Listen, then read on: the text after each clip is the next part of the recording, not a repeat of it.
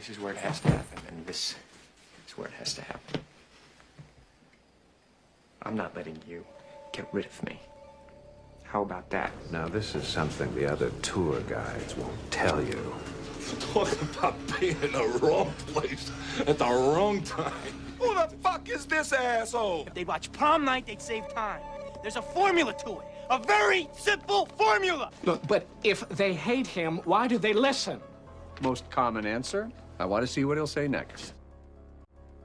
Hello, everyone, and welcome to Spittin' the Real Shit, the only weekly movie podcast created by, for, and about the online Facebook group The Real Shit. Tonight we'll be discussing top 10 lists of all time. My name is Charlie Thompson. I am the founder, sole administrator, and bracket master of The Real Shit. I'm actually going to give you guys my personal top 10 movies of all time. Ladies and gentlemen, guess what? Here is tonight's top 10 list. The opinion of me and what I think are my 10 favorite movies. I'm not sure if anybody else shares my sentiment, but I don't care. It's my list. If you wanted to put your top 10 of all time in the comments, I would love to read them. I know that top 10 all time is a very revolving door type situation, but there's always those constants, you know, and you really got to hammer those out. It's kind of an activity, you know, like what is your top 10 right now? And then in 2 months, it might be something completely different. But I've had my list for a while, and I wanted to share it with you guys. So starting at number 10, it's one of my favorite movies, number 10 of all time, in fact. And it is the Joe Dante film, The Burbs, starring Tom Hanks and Bruce Dern and Corey Feldman.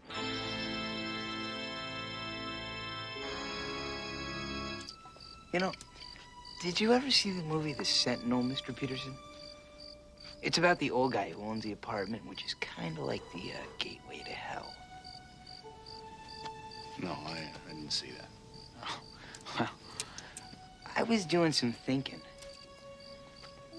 And, you know, being that their last house burned down and all, it's like maybe somebody left the gate open. When I was a kid, my parents had Showtime on cable. You know, just basic cable plus one premium channel. And they decided that Showtime should be that premium channel. Us kids had no say in it.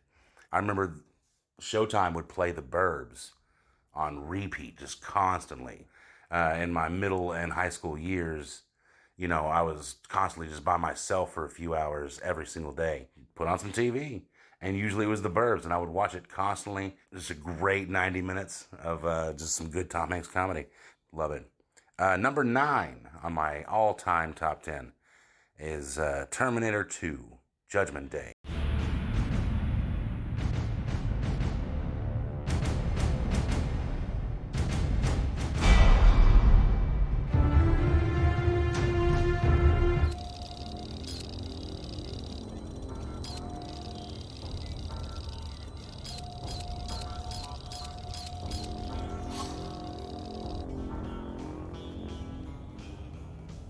I need your clothes, your boots, and your motorcycle.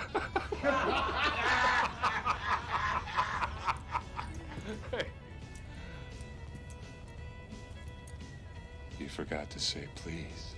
I saw this movie in theaters, and I must have been like 8 years old.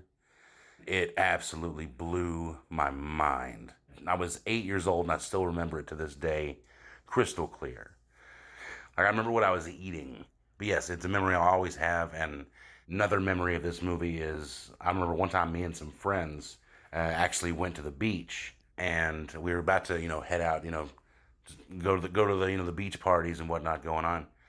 And we saw that Terminator 2 was playing on like USA with commercials and all that. And he's like, "Oh man, this was great." And people are trying to say, "Hey, you ready to go to the club?" And we'd be like, "Well, can we watch, you know, the part whenever he like drives the truck over the bridge? I mean, that's really cool." And they're like, "Okay." And so we watched that part. They're trying to rally us again. "You ready to go to the club?" "Well, can we watch the part, you know, coolant in the syringe and puts it in his neck? That's a really cool part."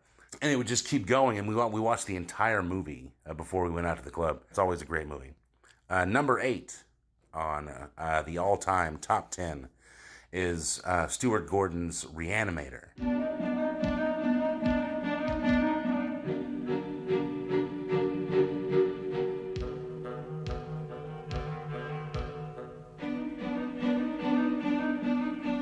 We all want to retain our personalities in some idyllic afterlife.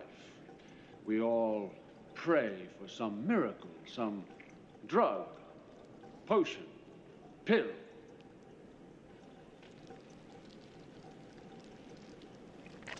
Perhaps, though, it takes something else. Perhaps it takes desire, an obsessive desire. Perhaps it takes... I watched this movie the first time in my early 20s. The person who showed it to me was a ginormous Reanimator fan. So I got kind of a Mystery Science Theater experience when I watched Reanimator for the first time.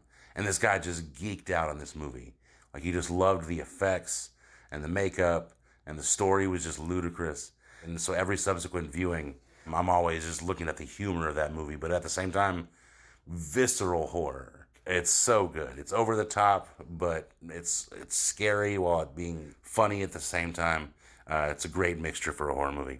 Number 7 on my all-time top 10 list is Little Miss Sunshine.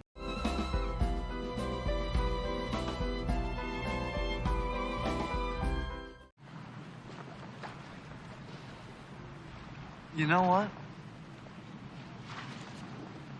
Fuck beauty contests. Life is one fucking beauty contest after another. You know, school, then college, then work? Fuck that. And fuck the Air Force Academy. If I want to fly, I'll find a way to fly. You know, you do what you love, and fuck the rest. I put this on my list because it's sort of a catch-all for, I guess, that type of movie. The adult coming-of-age film, you know, indie soundtrack, and several storylines that are crisscrossing each other and trying to be clever. I really enjoy that type of film, and I thought The Little Miss Sunshine did it perfectly. There's a lot of other movies that do that. I enjoy those movies as well, but I can't have them on my top 10. And so I wanted to have that to be my subset of that type of cinema. But I can only choose one, and I chose Little Miss Sunshine. Number 6 on the all-time top 10 is Fight Club.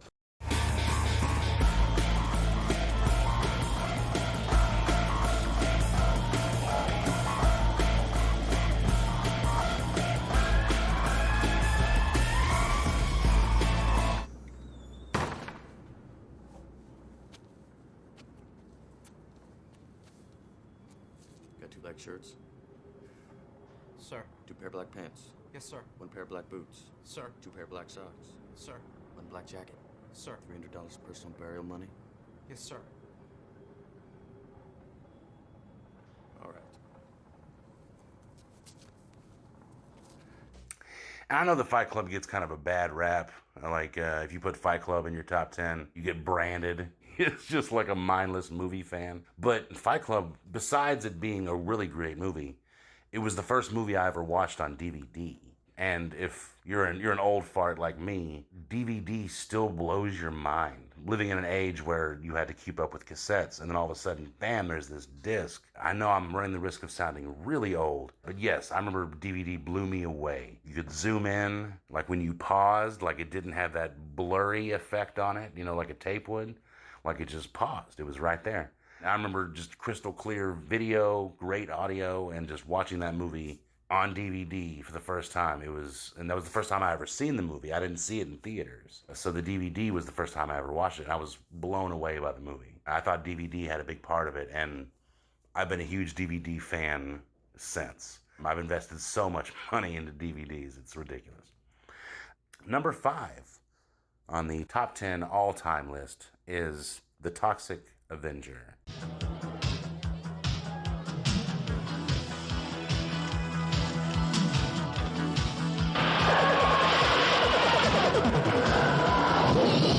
Well, what Whatever the boss says goes. No, please. Please, for God's sake. No, please, come on. I got a family. Say your prayers, copper.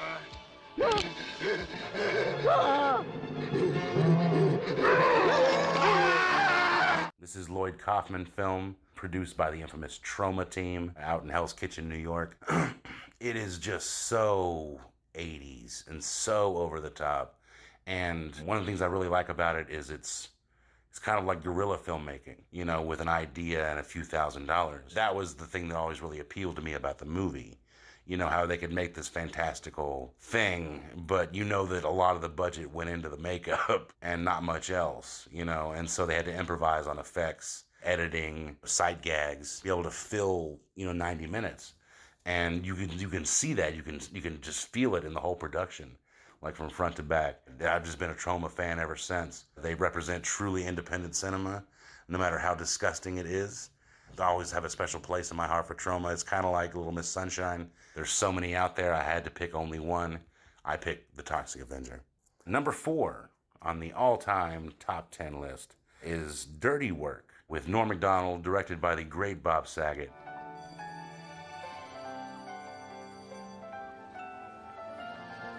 Hand it over.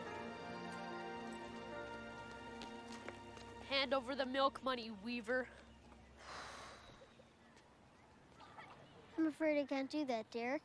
I'm just not sure you'll spend it on milk. Hey, homeless guys. I'll tell you what. I'll give you $1 each if you go into this building here and run around yelling and screaming. That's very nice, but I think what you probably need are like some psycho, out-of-control homeless guys. Yeah, we're more the broken, spiritless, I've lost the will to live type homeless guys. How about for $2? I've always held this movie in such high regard. I thought it was just some of the best comedy. I laughed my ass off. And on top of that, you see these movies that came beforehand. Billy Madison's and your Happy Gilmore's, those kinds of just silly little comedies, little cheeky comedies. And then Dirty Work comes out. It's on the same level, but for whatever reason, it's just so dry. It's like a piece of Melba toast, but it's funny as hell. That kind of comedy is not really seen much anymore, but I always thought it was very unique. And for a straight-up comedy, I love Dirty Work. Definitely gets a spot on my top 10. Number 3 on the all-time top 10, I went with The Great Outdoors. Get all that garbage outside, or you don't go out Friday night. One night we were getting ready for bed, and we heard this terrible noise out by the trash cans. You remember? And I went downstairs to check it out, looked out the window, and there was the biggest, baddest bear in the North Woods. Sure, Dad. No, it's true. It's true. This bear was over 8 feet high, with big white teeth, fangs, stained pink from whatever it killed before it got to our cabin. It was frightening. Frightening. This is a movie that was taped off of Showtime at my parents' house before I realized that it was there. And so it's always been in the tape collection as far as I'm concerned. We would watch this movie over and over again. If there was some free time, like if there was an evening where my dad didn't watch Law and Order or some other kind of war show like China Beach, he would always be down to, pop in a movie. But he wanted to make it sure it was a movie that he was going to enjoy. He's never usually a big fan of exploring new movies in prime time. He just wants to enjoy a good movie. And that movie was more often than not Great Outdoors. I can quote this movie front to back. It's one of my favorites. John Candy is absolute legend. One of John Hughes's most underrated scripts. It's really a lot of fun, and there's a lot of, a family jokes, and I always love the family jokes. I wanted to go with Vacation at first for this spot, but I wanted to represent, you know, the Hughes camp and the 80s comedies because I love those. And this one is definitely on top of my list, Great Outdoors. Number 2 on the all-time top 10 list is Chasing Amy, Kevin Smith's third feature film right after Clerks and Mallrats.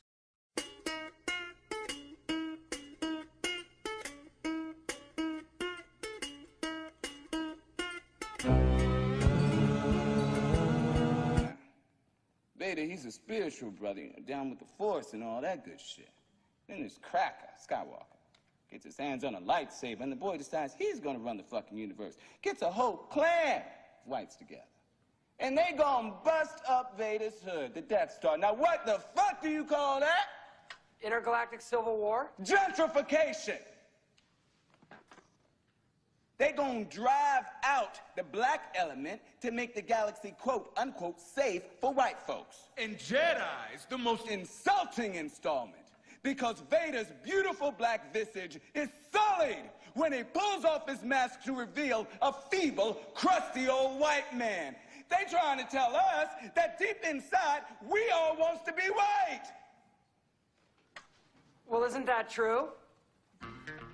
Everybody has that first Kevin Smith film, and mine was Mallrats, actually. That was my first movie, and then I moved on to Clerks, and then I finally watched Chasing Amy. The Kevin Smith films absolutely molded part of my personality.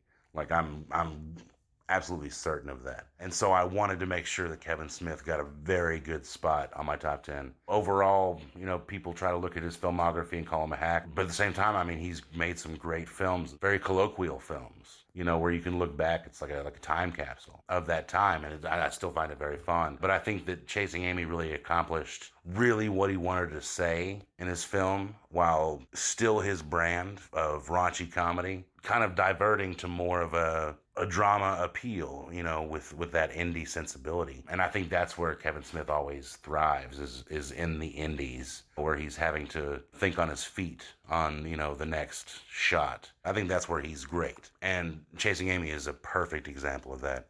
The View Askewniverse, very much appreciated here in the Charlie Thompson world. So yes, number 2 goes to Chasing Amy. And number 1 on the all-time top 10 is Pulp Fiction.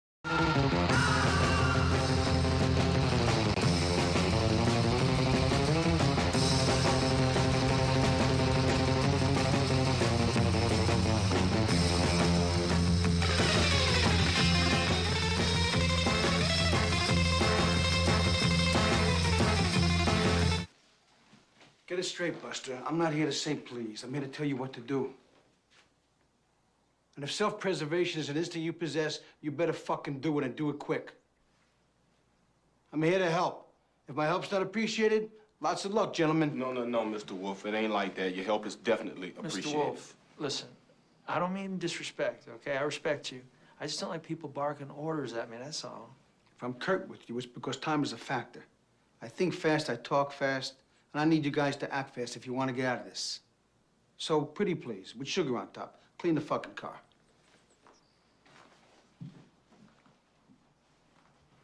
Don't be looking at me like that, all right? I can feel your look. Quentin Tarantino's 1994 gangster opus.